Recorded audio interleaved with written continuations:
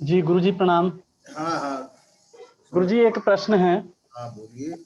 गुरुजी लोके यावन्ति कार्याणि भवन्ति तानि सर्वाण्यपि कारणो सापेक्षानि भवन्ति गुरुजी। अपूर्वं यद्वस्तु प्रथयति विना कारण कलाम इत्यत्र पूर्वार्धेन यदुक्तं कारणलेशं विनापि अपूर्व वस्तु निर्मीयते। कवि कविगता या प्रतिभा वर्तते सा कीदृशे कारणे अंतर्भवति नाम तदपि कारणं कथ्यते एव। तर्हि कारणलेशं विना अपूर्वस्तु प्रथ प्रथनं कथम्?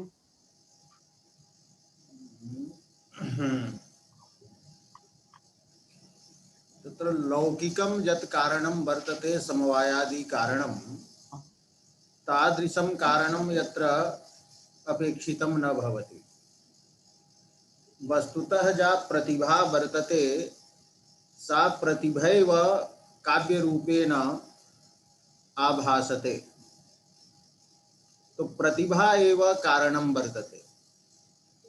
अत्र उपादान कारणं निमित्त कारणम् इत्यादि रूपेण विचारः यत्र कर्तुं न शक्यते। यद् काव्यस्य उपादान कारणं किं वर्तते एवं समवायी कारणं किम् अस्ति, निमित्त कारणं किम् अस्ति, एतत् अत्र विचारः नास्ति। यतोहि अत्र बौद्धाः पदार्थाः ये सन्ति ते एव निर्मीयन्ते, ते वस्तुतः ज्ञानात्मकाः एव सन्ति। प्रतिभा या वर्तते भगवती सैव शब्दार्थ रूपेण आभाषते, काव्य रूपेण आभाषते। अतः प्रतिभा कारणम् उच्यते। तर्हि अत्र समवायादि कारण व्यवस्था कर्तुं न शक्यते। यत् काव्य कारणं तत्र उक्तं वर्तते कि शक्ति निपुणता लोक इत्यादि यत्र काव्यस्य कारणम् उक्तं वर्तते तत् सर्वं वस्तुतः प्रतिभायाः एव उल्लासस्य हेतुः वर्तते। प्रतिभयैव निर्मीयते काव्यम्। लौकिक दृष्टान्तः तत्र लौकिक सिद्धान्तः यदि यत्र आगच्छेत् यत्रापि किमपि उपादानादि कारणं भवेत् तर्हि तु लौकिकता एव स्यात् काव्यस्य। तो इदम् उत्तरं दातुं शक्यते। इदमेव तथा व्यवस्था कर्तुं न शक्यते। गुरुजी परं तथापि ज्ञानात्मकानां पदार्थानां कारणं तु स्वीक्रियते एव। ज्ञानस्यापि किञ्चित् कारणं स्वीक्रियते। ज्ञानात्मकाः ये पदार्थाः तर्हि तु ज्ञान शब्देन किं ग्राह्यम् अत्र? किं नैयायिकानाम् आत्मगुणः यः वर्तते इदं किञ्चित् वैशिष्ट्यम् अस्ति। हाँ, तो स वर्तते ज्ञानम्। तन्नास्ति। वेदांत मते शैवागम मते ज्ञानम तत्र आत्मा वर्तते। यथा यथा ज्ञान रूपः आत्मा एव नाम रूप रूपेण शब्दार्थ रूपेण माने विवर्तते, शब्दार्थ रूपेण आभाषते। तथैव प्रतिभा या वर्तते सा एव शब्दार्थ रूपेण आभाषते। वेदांत नयः यदि स्वीक्रियते तदा तु विवर्तः भवति। किंतु काव्यशास्त्रीयः यः सिद्धान्तः वर्तते असौ प्रभावितः वर्तते शैवागमानुसारेण। तत्र आभासः भवति। जगत् अपि तत्र सत्यम् एव स्वीक्रियते। यतोहि जगतः यदि सत्यत्वं न स्वीकरणीयं तदा असत्यं स्यात्, तर्हि असत्येन सत्यस्य प्राप्तिः कथं भवितुम् अर्हति?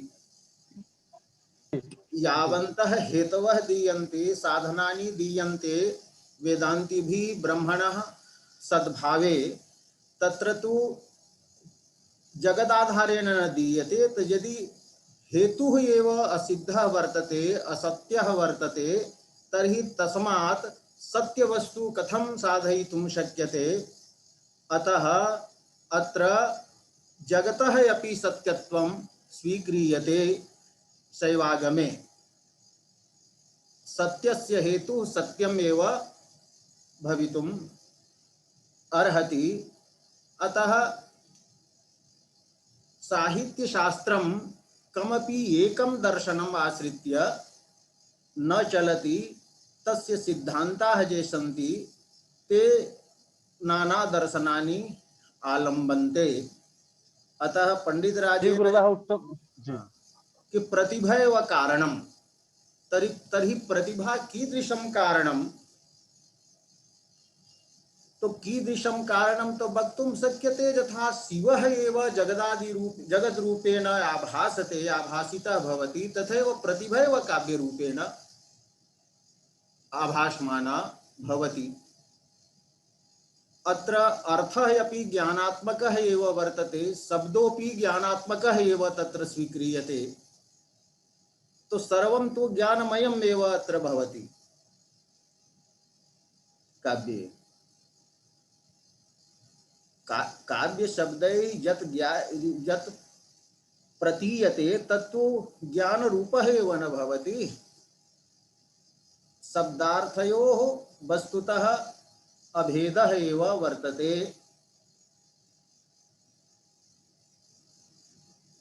हाँ, किमपि यत्र वक्तव्यं तर्हि वक्तव्यं भवद्भिः। गुरुजी काव्य कारणयोः काव्य प्रतिभयोः मध्ये कार्य कारण भावः गुरुजी कथं कल्प्यते? यतोहि पूर्वं प्रतिभाजनितं ज्ञानं प्रथमम् उपपद्यते कवौ, तद तदनुसारमेव सा प्रतिभा काव्य रूपेण परिणमते। हाँ, न परिणामः सांख्यवत् परिणामः नास्ति। नास्ति। यथा दधि दुग्ध रूपेण परिणमते तथा अत्र नास्ति। प्रतिभा एव काव्य रूपेण आभासिता भवति, यथा प्रतीयते। शैव दर्शने शिवः जगतात्मतया। वेदांत दर्शनेऽपि ब्रह्म एव अविद्या शक्त्याः साहाय्येन नाम रूपेण माने शब्द रूपेण अर्थ रूपेण च प्रतीयते। तो समग्रं जगत् एव नाम रूपात्मकम् अस्ति, शब्दार्थ रूपम् एव समग्रं जगत् वर्तते। तथैव अत्र प्रतिभा एव तथा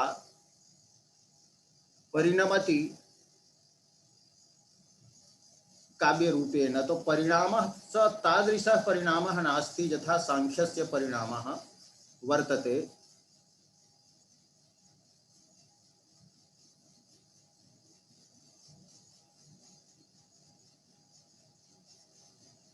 काव्यं यद् वर्तते तन्न द्रष्टुं शक्यते।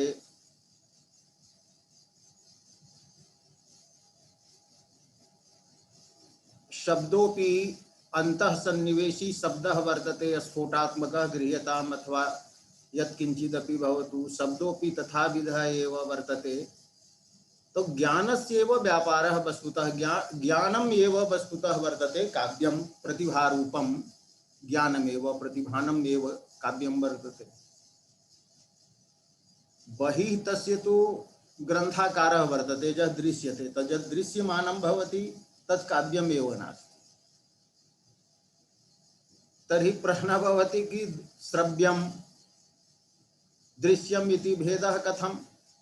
तो श्रव्यत्वं दृश्यत्वं च अत्र आरोपितः वर्तते कि शब्दाः ये सन्ति, ध्वनि रूपाः ये शब्दाः सन्ति तेषु श्रव्यत्वं भवति, किन्तु तैः ध्वनिभिः व्यक्तः यः स्फोटात्मकः शब्दः तत्र ध्वनिगतं श्रव्यत्वम् आनेयम् एवं दृश्यत्वं भवति, तत्र बहिः अभिनेयता भवति। तत्कारणात् एव काव्य प्रतिपाद्यार्थस्य अभिनेयत्वं भवति। तो अभिनयः अपि यः वर्तते स लिपिवत् वर्तते। यथा पुस्तके लिपयः भवन्ति, लिपीनां दर्शनेन तत्तदर्थानां स्मरणं भवति, तथैव अभिनयस्य दर्शनेन ते अर्थाः ज्ञायन्ते। अतः कैश्चिदपि तादृशी व्यवस्था न कृता कि यत् किं विधं कारणम् एतद् वर्तते इति वक्तुं न शक्यते। अत्र प्रतिभायाः एव समुल्लासः काव्यम् इति पुनः भवन्तः अपि विचारयन्तु। हाँ गुरुजी, आरभामहे तावत् द्वितीयं पद्यम्। न प्रश्नः अयं समीचीनः वर्तते, प्रश्नाः एतादृशाः भवन्ति। यतोहि गुरवः यदि कारणपरव्यपदेशः प्रतिभायै क्रियते जगति तर्हि तया प्रतिभया उक्तकारणे स्वन्यतमे अन्तर्भाव्यम् न उपादान उक्तानि कारणानि जानि त्रिविधानि स्वीक्रियन्ते। तेषु अन्यतमे अन्तर्भाव्यं तया। न ते तु नैयायिक वैशेषिक दृष्ट्या न तानि कारणानि तथा स्वीक्रियन्ते। परम उपादानादि कारणानि तु सर्वैः स्वीक्रियन्ते प्रायः। न अस्तु, तो उपादानं भिन्नं वर्तते, समवायी कारणं भिन्नं वर्तते। समवायी शब्देन ते समवायः तत्र न भवति वेदान्तादिषु। तर्हि यथा वेदान्ते ब्रह्म एव जगत रूपेण परिणमते इति नहीं विवर्तते, अन्यथा प्रतीयते। तो अन्यथा आभासः भवति न तस्य, तथैव प्रतिभैव अन्यथा भवति। तर्हि प्रतिभा एव यदि तद्दृष्ट्या वक्तुं शक्यते तो निमित्त कारणम् अपि सैव वर्तते, उपादान कारणम् अपि सैव वर्तते काव्यस्य। तो उभयविधं कारणं ब्रह्मणः स्वीक्रियते, उपादान कारणत्वं मुक्त कारणत्वं। किम् तत्र वेदान्ते केनचित् न्याय विशेषेण ब्रह्मणः द्विविधमपि कारणत्वं स्वीक्रियते जगतः, उपादान कारणत्वं निमित्त कारणत्वं। तो ब्रह्मणः स्वीक्रियते। एवं रज्जौ यः सर्पः उत्पद्यते तत्रापि तो रज्जुः एव उपादान कारणं भवति।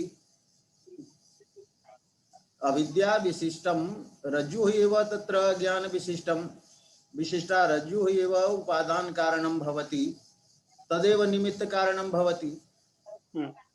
तो तथैव काव्येपि तथा स्वीकर्तुं शक्यते। तो काव्य मम्मटाचार्यः निषेधयति उपादानादि परमाण्वादि उपादान कारण परम परमाण्वादीनाम् उपादान कारणत्वं। परमाण्वादि पदं न उपात्तं, तत्र वैशेषिक सम्मत सिद्धान्तस्य निषेधः अस्ति। अवश्यम् उपादान कारणत्वं न निषिद्धं, परमाण्वादीनां यद् उपादान कारणत्वं तद् निषिद्धं। परमाण्वादीनां कर्मादीनां सहकारी कारणत्वं तद् निषिद्धम्। तो अत्रापि प्रतिभा या वर्तते सा मुख्य कारणभूता वर्तते, यां विना काव्यं भवत्येव नहीं, यथा मृत्तिकां बिना घट भवत्येव नहीं। और प्रतिभायाः उल्लासे व्युत्पत्त्यभ्यासाः सन्ति, अन्यानि अपि कारणानि सन्ति।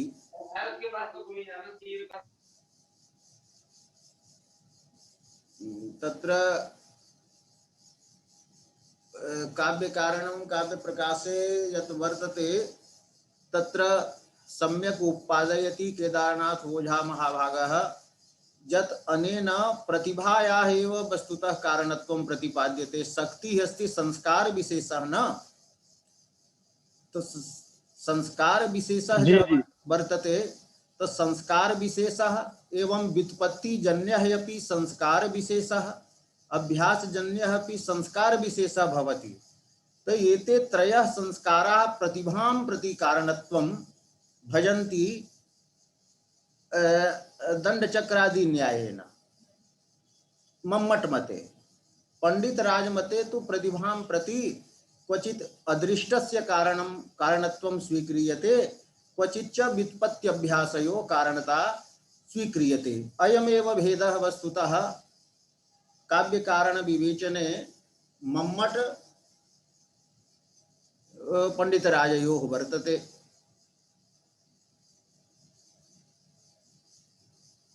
जी गुरुजी, आख्यापदेन कवि सर्वैः आख्यायते।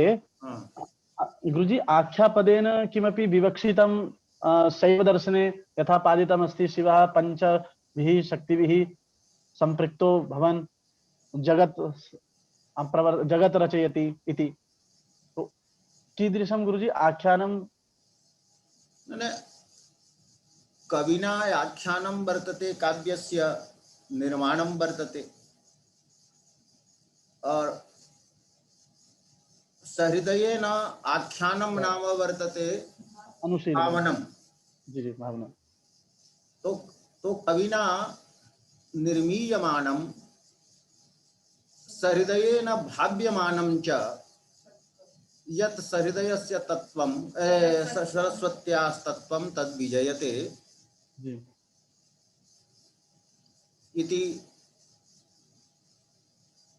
इति अर्थः अपि कृतः।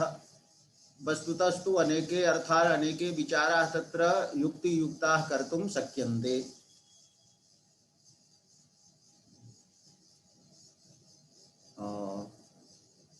जी तर्हि और पुनः अस्मिन्नेव पद्ये प्रथयति इति पदस्य उपरि प्रश्नः पूर्वं जातः। तर्हि कश्चित् विद्वान् अवादीत् यत् अभिनवगुप्तस्य इदं प्रथमं स्खलितं वर्तते, दोषः वर्तते। प्रथ संख्याने वर्तते तो प्रथते भवति, चुरादी गणे वर्तते तो प्राथयति तस्य भवति। किंतु अत्र नाम धातोः प्रयोगः वर्तते। अच्छा। हाँ हाँ, तथा भवितुमर्हति। नाम धातु एव अस्ति। पूर्वं जी मया उक्तम् आसीत् कदाचित् जी तत् पृथु शब्दः वर्तते। हाँ तो पृथुं करोति, तत् करोति, तजाच तदा अस्ति। चष्टे। जी जी तो पृथिं करोति इति नीच भवति। तर्हि पृथु नीच भवति। अत्र पृथु शब्दे यः ऋकारः वर्तते तस्य र भवति। र ऋतो हलादेर लघोः। तर्हि प्रथ भवति, ऋकारस्य स्थाने रेफः भवति, तर्हि प्रथ भवति। तदनन्तरं प्रथयति मने पृथुं करोति, विपुलं करोति।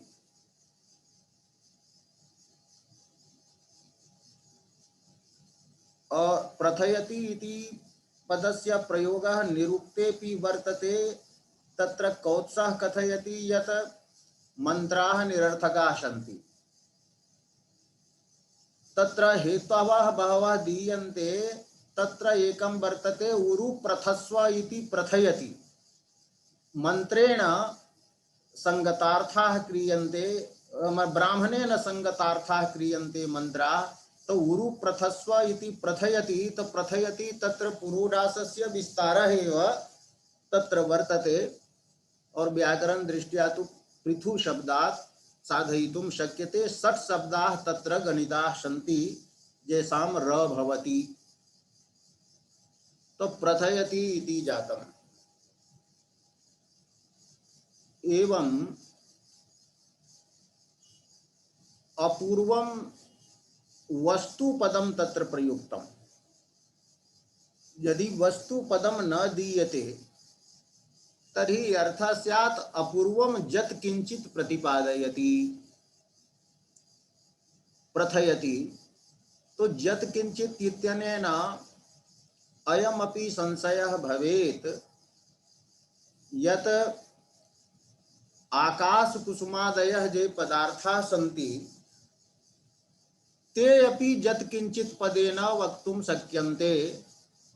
तथैव काव्येन प्रतिपादिताः ये अर्थाः भवन्ति तेषाम् अर्थानां ख पुष्पवत् आकाश कुसुमवत् सत्ता अस्ति अथवा नास्ति। काव्य जगतः सत्ता अस्ति अथवा ख पुष्पवत् नास्ति इति संशयः स्यात्। किंतु यदा वस्तुपदं दत्तं तर्हि वस निवासे धातोः तत्र वस्तुपदं निष्पन्नं वर्तते। तेन यः पदार्थः वसति तिष्ठति। तो काव्यस्यापि काव्ये विद्यमानाः ये अर्थाः सन्ति तेषामपि वस्तुतः सत्ता वर्तते, सत्त्वम् अस्ति। किंतु काव्य जगतः सत्यं पृथक वर्तते ब्रह्म जगतः ब्रह्म निर्मितस्य जगतः सत्यम पृथक अस्ति सुख दुख मोह मोह स्वभावात्मकत्वादिना पृथक वर्तते। तो काव्य सत्यम उत्कृष्टम वर्तते। काव्य काव्य निष्ठाः ये अर्थाः सन्ति तेषामपि सत्ता अस्ति। ख पुष्पवत् अत्यन्ताभावः तेषां नास्ति इति सूचनाय वस्तुपदं दत्तम्। पाश्चात्य काव्य शास्त्रेपि अरस्तु महोदयेन विचारितं वर्तते काव्य सत्यम लोक सत्यात् पृथक भवति।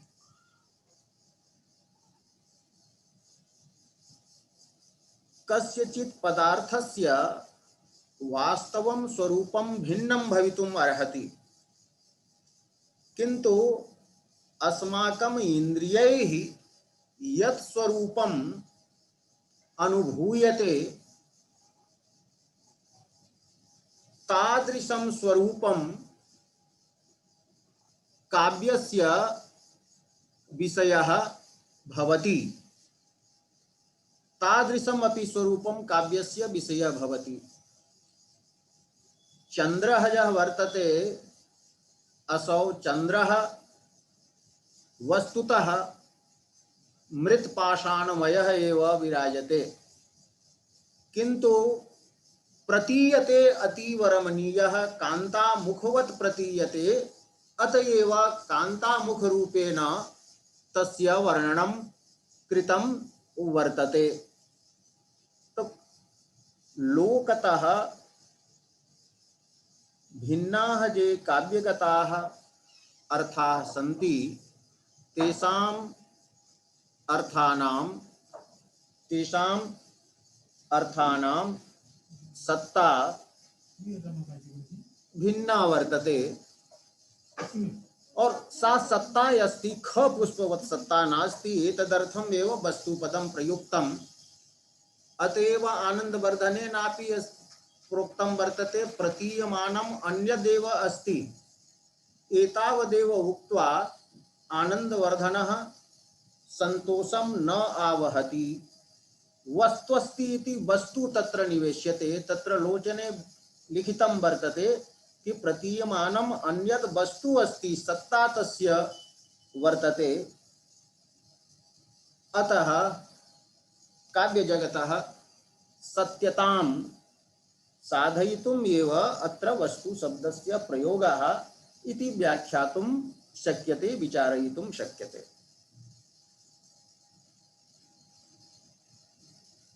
तर्हि इदं पद्यं जातं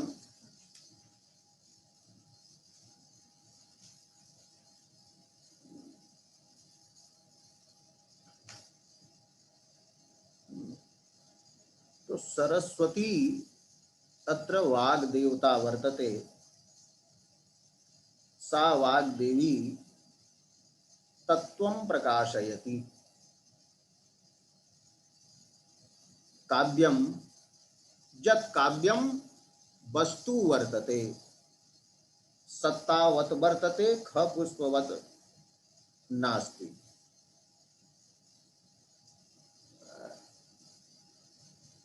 अस्य श्लोकस्य प्रभावः काव्यप्रकाशस्य मंगलपद्ये वर्तते इति भवन्तः सर्वे जानन्ति एव। तत्र काव्यप्रकाश मंगल श्लोकः यः वर्तते तस्य तं पश्यन्तु, इदं पद्यं च पश्यन्तु। तो यथा व्याख्यानं काव्यप्रकाश मंगल श्लोकस्य वर्तते तथैव व्याख्यानम् अत्रापि कर्तुं शक्यते। तत्र काव्यप्रकाशस्य मंगलश्लोके द्विधा व्याख्यानं लभ्यते इति भवन्तः जानन्ति। तत्र कवेः इति पदस्य अन्वयः निर्मितिम् इति पदेन क्रियते इति एकं व्याख्यानं। द्वितीयं व्याख्यानं वर्तते भारती इत्यनेन वर्तते। तो प्रथमं व्याख्यानं यत् वर्तते तत्तु अस्त्येव कि कवेः निर्मितिं काव्यम।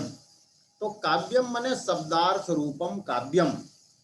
यत् शब्दार्थ रूपम काव्यम नियतिकृत नियम रहितं भवति, आह्लाद मात्र स्वभावं भवति, अनन्य परतंत्रम भवति और नवरस रुचिरम भवति।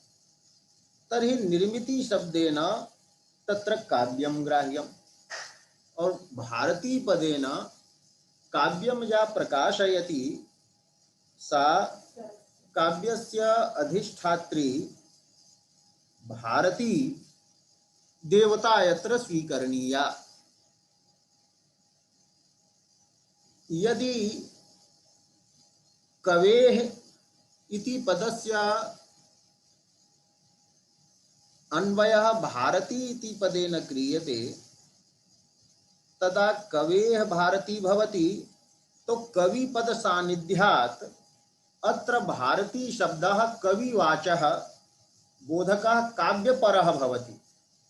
तर्हि कवेः भारती जयति अर्थात् काव्यं जयति इत्यर्थः भवति। तत् काव्यं यत् वर्तते तो कवेः भारती काव्यम आदधति प्रकाशयन्ति।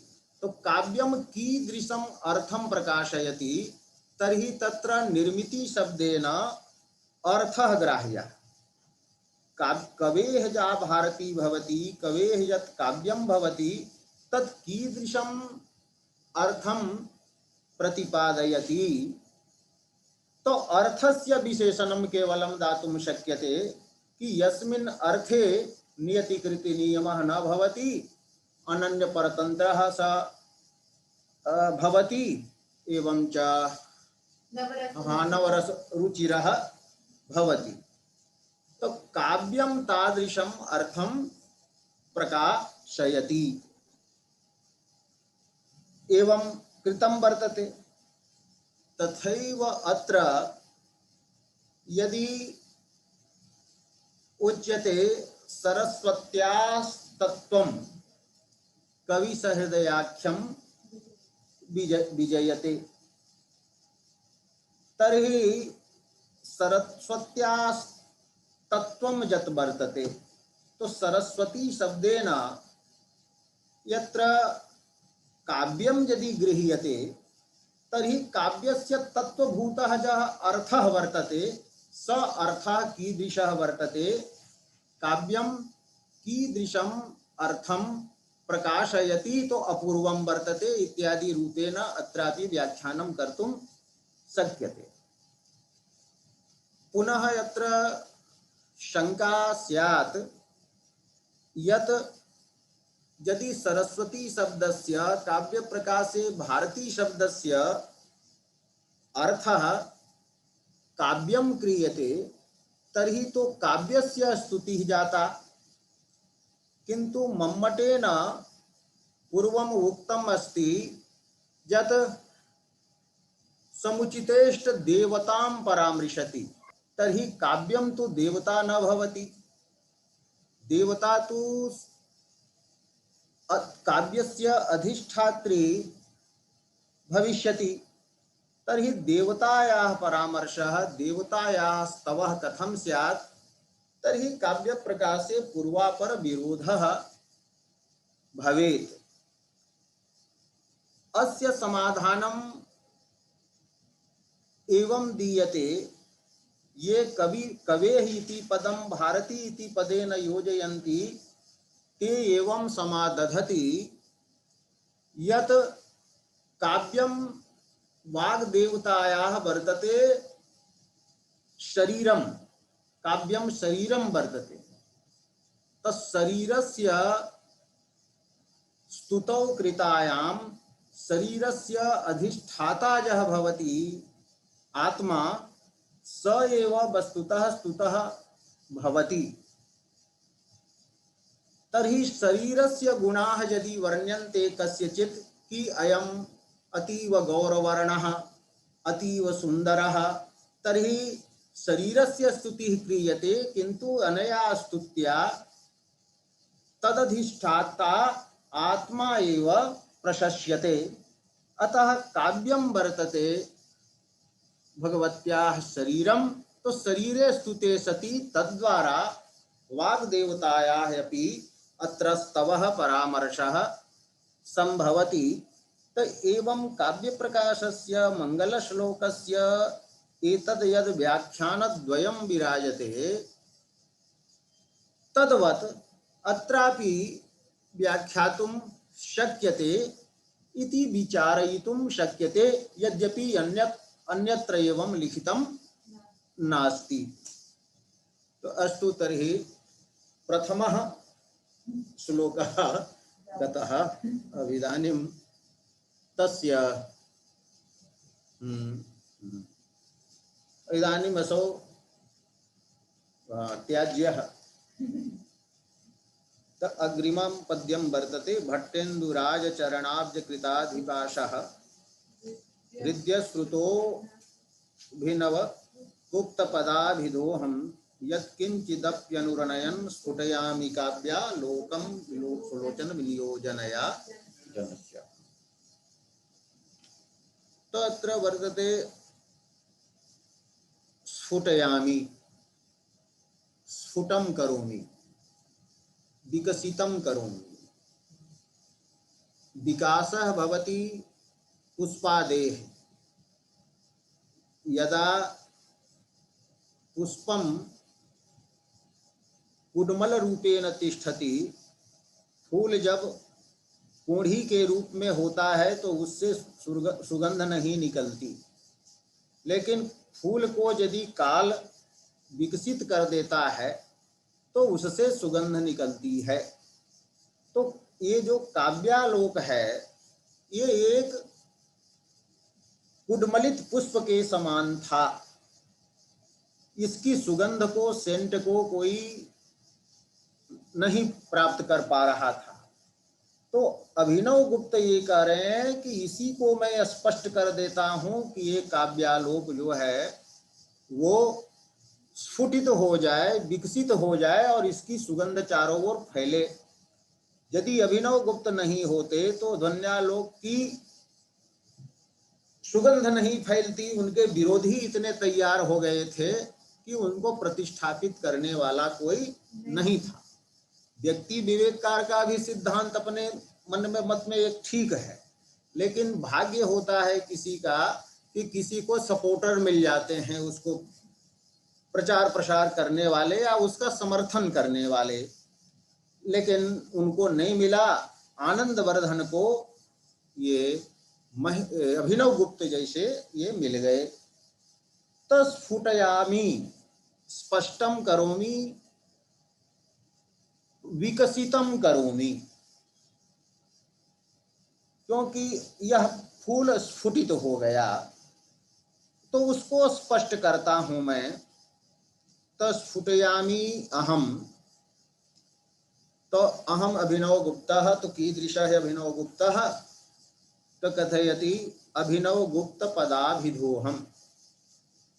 अभिनव गुप्तः पदम अभिधा नाम यस्य स अभिनव गुप्त पदाभिधः। अभिनव गुप्तः इति पदम एव नाम यस्य वर्तते। नाम यत् भवति तत् नाम शब्दः एव भवति।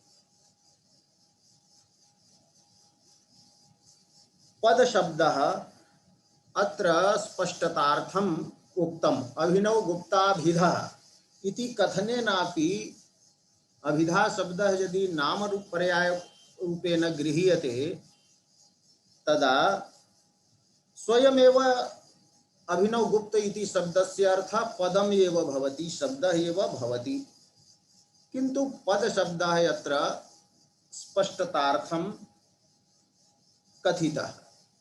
यथा कश्चित् कञ्चित् पृच्छति भवतः नाम किम, तदा स वदति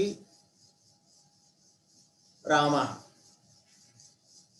तो रामः इति रामः नाम अस्ति तस्य, तो रामः अर्थः यः वर्तते स नाम नास्ति। रामः इति कथनेन शब्दः एव प्रतीयते, तव नाम किं, तो रामः श्यामः। किंतु स्पष्टीकरणार्थं क्वचित् इति शब्दः दीयते राम इति। रामेति द्व्यक्षरं नाम मानभंगः पिना किनः। तो इति शब्द वहां दिया जाता है स्पष्टता करने के लिए। इति शब्द पदार्थ को विपर्यस्त कर देता है। तो यथा इति शब्दः तत्र प्रयुज्यते तथैव अत्र पदशब्दं प्रयुक्तं। तो अभिनव गुप्तः च इदं पदम, अभिनव गुप्त पदम, कर्मधारय समासः करणीयः। अभिनव गुप्त पदम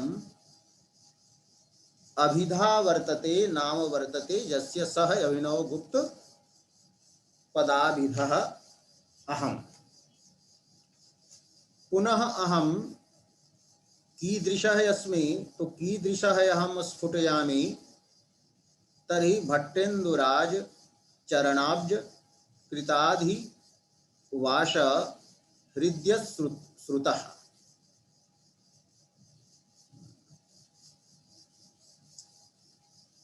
तो भट्टश्चासौ इंदुराजः यः वर्तते, तो भट्टेन्दुराजः। प्रतिहारेन्दुराजः अभिनवगुप्तस्य साहित्यशास्त्रस्य गुरुः। अत्र अनेके गुरवः तस्य भवितुम् अर्हन्ति, किन्तु अत्र काव्यशास्त्रं व्याख्यातव्यं वर्तते। अतः समुचितः यत्र गुरुः यः वर्तते, यतः अनेन काव्यशास्त्रस्य रहस्यम् अधिगतं, स एव स्तूयते। बिना परंपरां कस्यचिदपि शास्त्रस्य प्रामाणिकं ज्ञानं भवितुं नार्हति। स्वयमेव पुस्तकं पठित्वा क्वचिदपि यूट्यूब चैनल इत्यादौ दृष्ट्वा ज्ञानं तु भवितुम् अर्हति, किन्तु तद् ज्ञानं हृदयस्य प्रियं न भवति। यत् गुरोः सकाशात् ज्ञानम् प्राप्यते, तो परंपरा प्राप्तं यत् ज्ञानं भवति तत्र प्रमा भवति, तत्र अप्रमायाः संदेहः न भवति। यः कश्चित् पुरुषः स्वकीयां नवीनां परंपरां चालयितुम् इच्छति, तत्र तस्य भ्रमः अपि भवितुम् अर्हति। अतः अभिनवगुप्तः अत्र कथयति कि अहम हृदयश्रुतः अस्मि। हृदयस्य प्रियः हृदयः यत्र यत् प्रत्ययः तद्धितः वर्तते, तो हृदयस्य प्रियं वर्तते हृदयम्, आह्लादकं वर्तते श्रुतं ज्ञानम्, अथवा श्रुत शब्दस्य अर्थः शास्त्रं। यस्य सः हृदयश्रुतः, तो श्रुते शास्त्रे हृद्यता कथम आयाता, तो हृद्यतायाः कारणं वर्तते अधिवासः, निवासः, अन्तेवासित्वं, सामीप्यं। कस्य कृतः जः वर्तते अधिवासः तेन अधिवासेन हृद्यं वर्तते श्रुतं यस्य असौ हृद्यश्रुतः। तो कुत्र कृतः अधिवासः तर्हि कथयति चरणाब्जे। तो अधिवास शब्दस्य अर्थः यदि निवासः स्थितिः अधिकः वासः स्थितिः रूपः अर्थः यदि गृह्यते तर्हि अधिवास पदार्थस्य अन्वयः चरण शब्देनैव सिद्ध्यति, अब्ज शब्देन न सिद्ध्यति। अतः यत्र उपमित समासः स्वीकरणीयः तर्हि भविष्यति अब्जेन सदृशः यः वर्तते चरणः, अब्जम इव यः वर्तते चरणः, कमलम इव यः चरणः वर्तते तस्य या तत्र अधिकः यः वासः कृतः मया निवासः कृतः विद्याध्ययनार्थं तेन हृद्यतां प्राप्तं वर्तते। श्रुतं ज्ञानं साहित्यशास्त्रं तद्विषयं ज्ञानं वा यस्य सः। तो अब्ज सदृशे चरणे कृतः यः अधिवासः तेन हृद्यश्रुतः। तो कस्य चरणाब्ज कृताब्धिवासः? तो भट्टेन्दुराजस्य। तो भट्टश्चासौ इंदुराजः भट्टेन्दुराजः, तस्य भट्टेन्दुराजस्य चरणाब्जे प्रतिहारेन्दुराजस्य कमल सदृशे चरणे कृतः यः अधिवासः तेन हृद्यं वर्तते श्रुतं यस्य असौ अभिनवगुप्त पदाभिदोहं स्फुटयामि स्पष्टं करोमि। यदि अधिवास शब्दस्य सुगंधरूपः अर्थः गृह्यते तर्हि चरणाब्जे यः वर्तते चरण रूपे कमले एव सुगंधः तिष्ठति तर्हि उत्तर पदार्थ प्राधान्यं तर्हि तो मयूरव्यंजकादि समासः कर्तुं शक्यते। तो चरणाब्जे कृतः उत्पन्नः यः वर्तते यदि वासः रजो माने चरण धूली रूपः यः अधिवासः सुगंधः वर्तते तेन तस्य सेवनेन तेन हृद्यं वर्तते श्रुतं यस्य सः इत्यपि वक्तुं शक्यते। तो भट्टेन्दुराज चरणाब्ज कृताब्धिवास हृद्यश्रुतः अभिनवगुप्त पदाभिदोहम् स्फुटयामि। पुनः कीदृशः अहं? तो अनुरणयन् अनुरणन् अनुबदन्।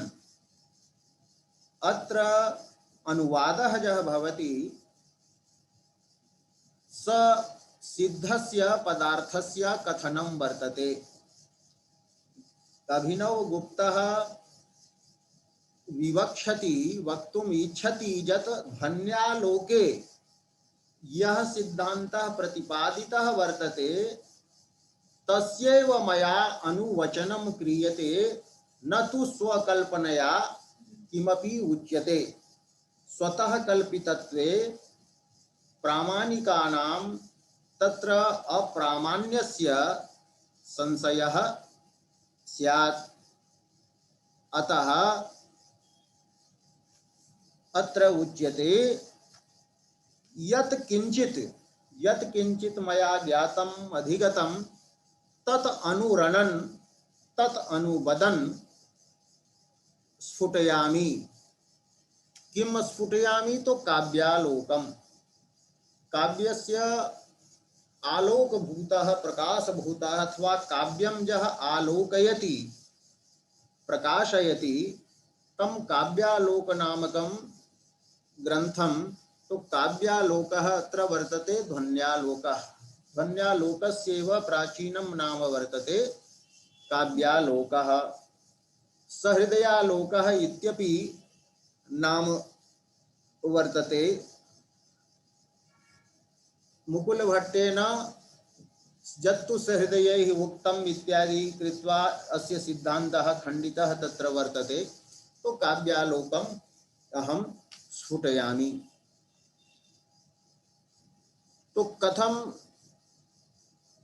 कस्य कृते माने अस्फुटयामि, तो कथयति स्वलोचन नियोजनया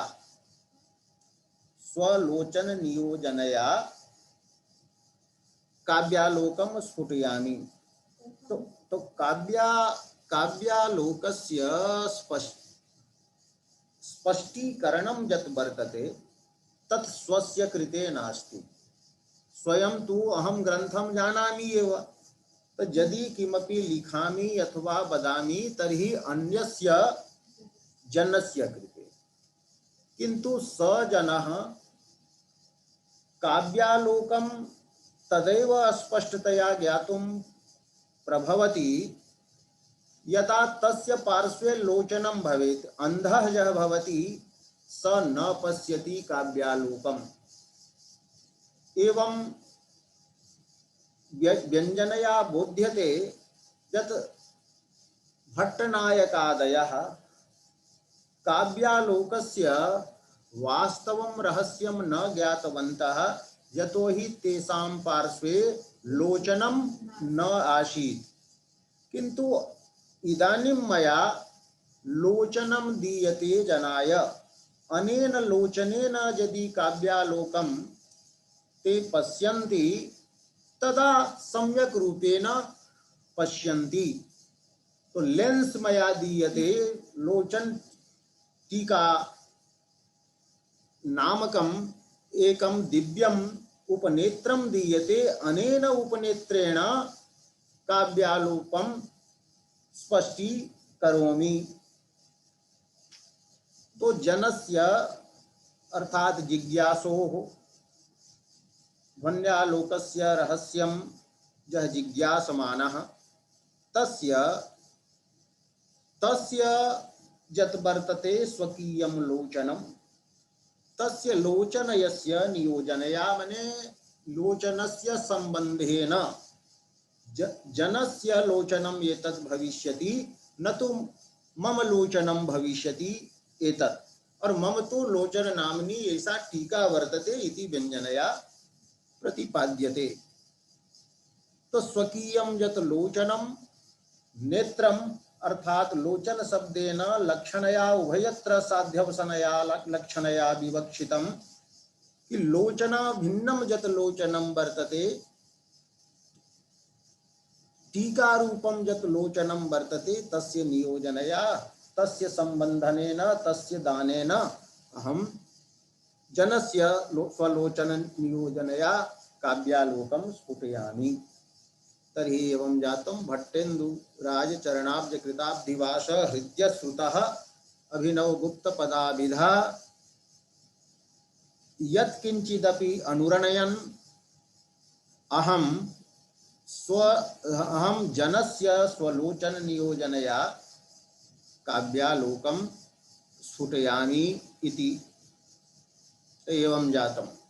अद्य एकः श्लोकः सम्पन्नः। चरणः एव अब्जम्। अब्जम्। चरण एव अब्जम्। गुरुजी, लक्षणायाः स्वीकारे मुख्यार्थवादः स्वीकरणीयः, परं लोचनपदस्य उभयत्र यदि शक्ति स्वीक्रियते वा अस्त्येव। लोचन नाम अक्षिभूते अर्थे अपि लोचनपदस्य शक्तिरस्ति। टीका या अस्ति प्रकृतटीका, लोचनटीका, लोचनाख्या टीका, तत्रापि लोचनपदस्य शक्तिरस्ति। तर्हि लोचनपदस्य व्यञ्जनया एव अक्षरूपः अर्थः आगच्छेत्, न तु लक्षणया। यतोहि लक्षणायाः स्वीकारे मुख्यार्थवादः स्वीकरणीयः, स नास्ति एव।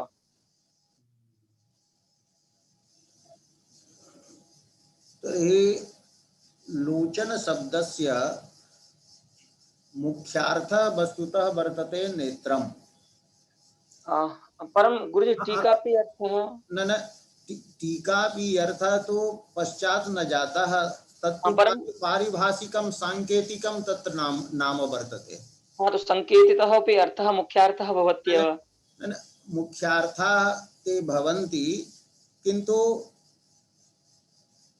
जनेन सह अत्र नेत्रस्य संबंधः प्रतिपाद्यते कि आलोकः जः वर्तते तो प्रकाशः जः वर्तते, तो काव्यालोकं तु नेत्रेणैव द्रष्टुं शक्यते। तर्हि लोचन शब्देन लोचन शब्दस्य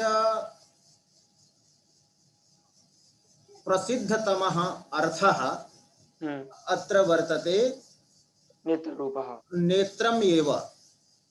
इदानीं तु प्रारम्भः वर्तते लोचन शब्दस्य कुत्र संकेतः अस्ति इति तु ज्ञातं न वर्तते। लोचन शब्दस्य संकेतः इदानीम् अभिनवगुप्तेन न दर्शितः। यत् लोचन शब्देन बुध्यमानः टीकारूपः यः अर्थः वर्तते, असौ अर्थस्तु अभिनवगुप्तस्यैव मस्तिष्के वर्तते, बुद्धौ वर्तते। लोचन पदेन अत्र अन्ये ध्वन्यालोकस्य काञ्चित् टीकां न जानन्ति। बुद्धिस्था इयं वर्तते टीका। तो लोचन शब्दस्य मुख्यार्थः अत्र लोचन नाम दानम् अपि यत् वर्तते टीकायां, तत्रापि लोचन शब्दः लक्षणया प्रतिपादयति। लोचने यः धर्मः वर्तते आलोक प्रकाशकत्वं, तो लोचनगत धर्मः एव अत्र टीकायाम् आरोप्यते। गुरुजी आलोक प्रकाशकत्वं या आलोक साहाय्य प्रकाशकत्वं क्या वस्तुतः लोचनं यद्भवति नेत्ररूपः यः मुख्यार्थः लोचनं, तत् लोचनम् अर्थं प्रकाशयति। आलोक सहकृतं लोचनम् अर्थं प्रकाशयति। इदं यत् लोचनं टीकात्मकं तत् आलोकं साक्षात् प्रकाशयति। लोचनम् अर्थं प्रकाशयति, आलोक सहकृतं लोचनं न आलोकं प्रकाशयति अथवा न प्रकाशयति। आलोकस्तु प्रकाशकः। न आलोकः अर्थः अस्ति अथवा नास्ति। आलोकः अर्थः अस्ति तेजः। तो आलोकस्य प्रकाशस्य प्रत्यक्षं भवति अथवा न भवति? प्रत्यक्षं भवत्येव, द्रव्यमस्ति अतः। तर्हि अर्थशब्देन तु सर्वे ग्राह्या भवन्ति। तो लोचनं यत् वर्तते तस्य मुख्यः विषयः वर्तते रूपम्। अवश्यं रूपं वर्तते, तो रूपाधिकरणं प्रकाशः अपि वर्तते एव। एवम् अस्ति एव। तो लोचने प्रकाशकत्वं वर्तते। यथा घटादि प्रकाशकत्वं वर्तते, तत्र प्रकाश साहाय्येन वर्तते। इदं वैशिष्ट्यम् अस्य लोचनस्य टीकायाः लोचनस्य। तो लोचन टीकायाः एतद् वैशिष्ट्यं, तो लोचनम् इति यत् नामधेयं दत्तं तत्र लोचनत्वं टीकायाम् आरोपितं वर्तते। अवश्यम्। अतः लोचन पदस्य टीकारूपः अर्थः अत्र लाक्षणिकः इति वक्तुं शक्यते। तत्र अनेके विचाराः कृताः सन्ति। यथा वृद्धि शब्दस्य आ ऐ औ इति यः अर्थः वर्तते, स तु पाणिनि कृतः वर्तते। आजानिक प्रसिद्धि तत्र आजानिक प्रसिद्धि नास्ति। यद् वृद्धि शब्दस्य अयमेव अर्थः वर्तते।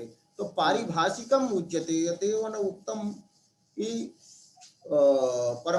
परमाणुत्वादीनां पारिभाषिकं गुणत्वम्। तर्हि एवम् अत्र वक्तुं शक्यते।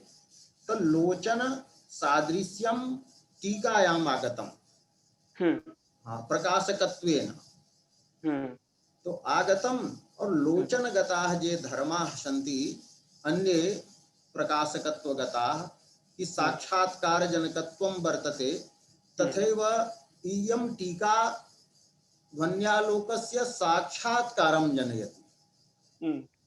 साक्षात्कार जनकत्वं तत्र वर्तते। अवश्यम् अवश्यम्।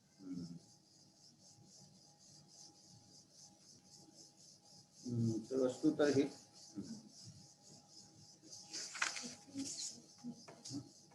Stop recording. ये ना हाँ ये नहीं, ये बात वाला